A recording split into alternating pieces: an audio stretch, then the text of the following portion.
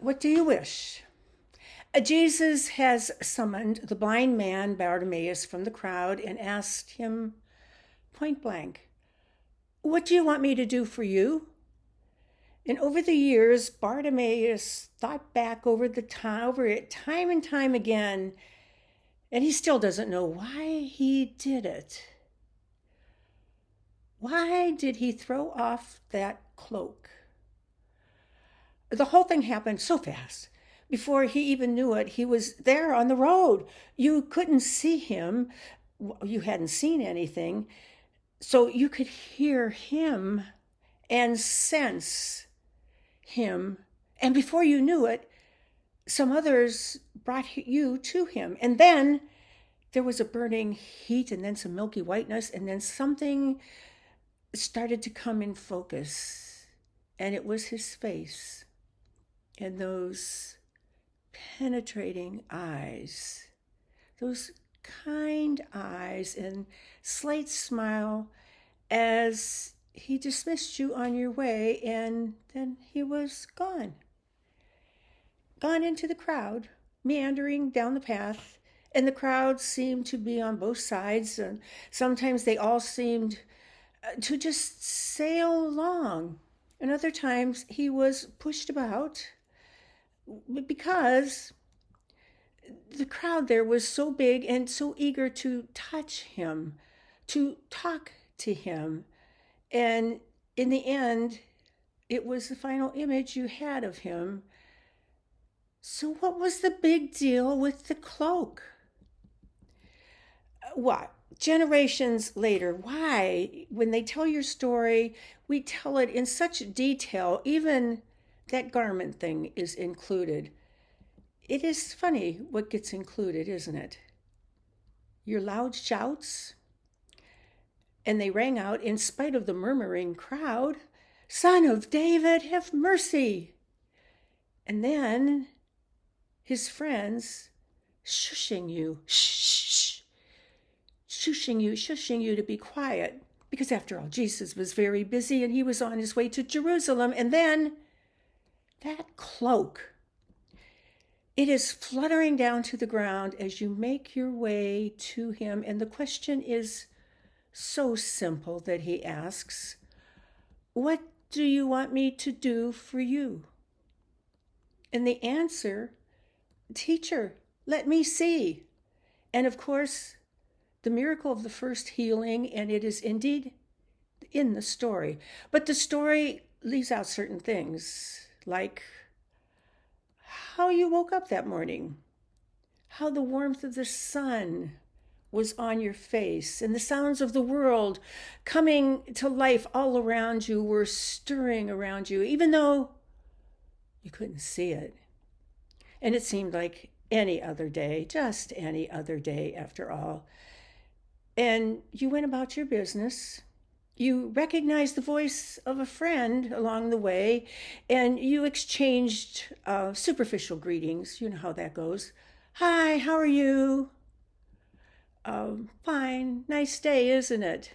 "Oh, good to see you," he would say in parting, and we would both laugh, because, well, you know. And it was funny, except that it wasn't. It wasn't funny at all. This loss of vision, oh, but you must be cheerful, you know. And in the midst of all, really, how can you complain when so many have it worse off than you in the world, right? Well, maybe God has something to teach you during this time of blindness. Maybe you don't believe you deserve to see. Did you feel maybe that God was punishing you for something? Or maybe God was just simply absolutely absent to you? Not there. Of course, the story doesn't reveal any of that. The story brushes past all those questions, those doubts, and those fears. And you had to stuff it, push them in their place deep down, because to deal with them would be just too hard.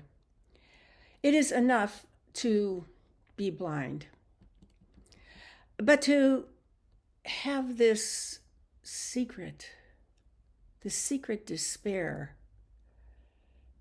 to know it is better this way. You know, the keepers of the story want you to be the blind beggar. You have a name and you have an infliction. You have an issue going on. But that's about all you have in this story. It makes the story more dramatic anyway. Blind and a beggar, can't see. Well, it makes great theater, doesn't it? You're supposed to be seeing yourself, supposed to be the one of all the ones that has so much faith that you can't be stopped, can't be silent. You just know that Jesus is going to heal you, but there's more to the story. The story does not reveal how it wasn't just faith that day that made you call out to him. It was desperation. The story doesn't tell what it felt like to sit on that road day after day while people were walking and kicking sand at you, walking by all busy and so full of business, working hard, getting ahead. And there was some coming home from the fields. You know, they were all going to come out on top. Oh, yeah, even blind beggars have aspirations. Of course, you did. And it was impossible not to compare yourself to the others.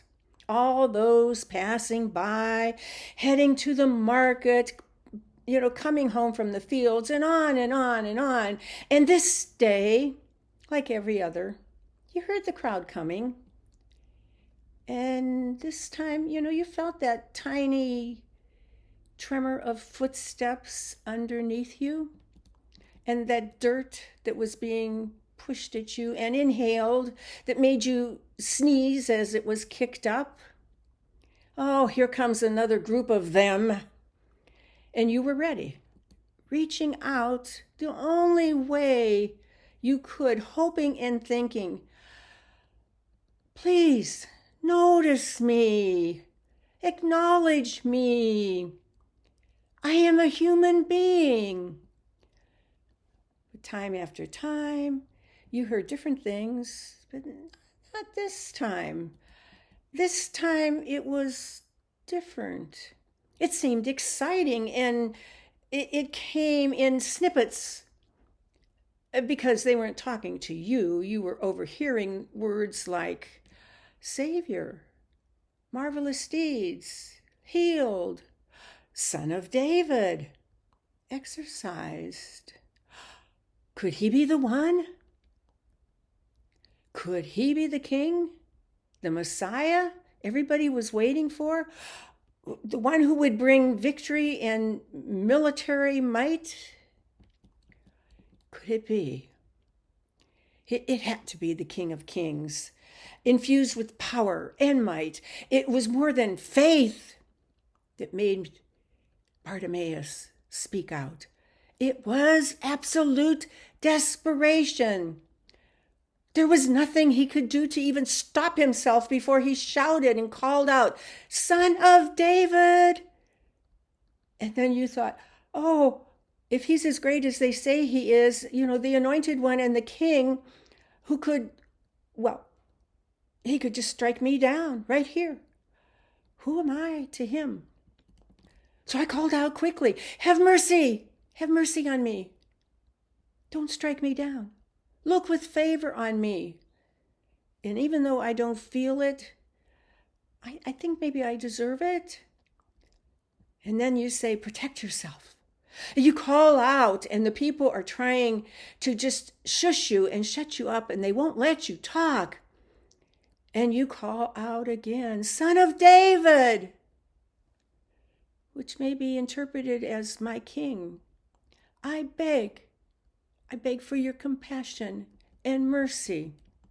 And then The murmuring stops, the dust settles, and all is still. And your heart is filled with excitement, but also dread. It's quiet, too quiet. And for that moment, you're afraid because maybe I have no right to approach this son of David. But then a few people come to you and they see the fear on your face. And they realize what it took for you to speak up. And they try to reassure you because they say, take heart. And take heart, which means courage, be of courage. And they tell you, come. And that's the moment that the cloak comes off. And you go. And still you don't know why you took off that cloak, that garment. Well, maybe because that was what you did if you were going somewhere to be flogged. You didn't have to have that. But you're going to the Son of David, and you don't know what you're thinking, but perhaps you're thinking, I don't need any protection. I don't need a shield. No reminder of who I was before that moment. That moment you called out to him and put your life in his hands. Or maybe you thought he'd be angry. You disturbed the festivities, that trek into Jerusalem. After all, who are you to him? Just a nobody. Maybe you took off that cloak because of that thing called flogging. That's what they did. They took off the cloak before they flogged somebody. And maybe you were nothing to him. But you were wrong. So wrong about him. You knew from the moment you came face to face, from the moment you stood eye to blind eye, he wasn't like that at all. Yes, he was the king. He was the son of David. But you didn't need to worry. You never need to worry because he cares. He cares, no matter the blindness, the doubts, the fears. He cares, and he asks you with such compassion, what do you want me to do for you? Wow, it feels like such a gift, that question. You don't know it at this time, but you find out later on that, when the story was retold, that Jesus had asked that same question to his disciples. What do you want me to do for you? And do you know what they wanted? They wanted to sit with Jesus on the right and the left. It wasn't the answer Jesus wanted, and maybe if you'd have known that story, you would have answered him differently. Maybe you would have asked for something for someone else or everyone else, for peace, justice, and no longer hunger in the world or war or disease. You'd want to be a good steward of this opportunity because whatever you asked, he had the power to grant. But then, like a child before, you couldn't stop yourself. My teacher, my Lord, let me see. And it happened. In a moment, you could see. And not only that, the hurt and despair just were gone. And you were whole. And you were free to go. He said, go your way. And you thought, my way? My way? Well, my way is with you. Everything I have is yours. Everything I am is yours. I'm not going to go my way. I'm going to follow you on your way, wherever that leads. Now, the way we know led to Jerusalem. Well, it was a wonderful festive celebration, which turned into, well, betrayal, turned into execution, which turned into glory. And, well, your story became part of his story, didn't it, Bartimaeus? You didn't ask for world peace. You didn't ask for an end to hunger or war or disease. You asked what was on your heart. You asked for yourself. And that's exactly what he wanted you to do. Because once you were healed, you committed to live your life for him. Once you accepted the grace that he had offered, you gave it all. You risked it all. You gambled it all.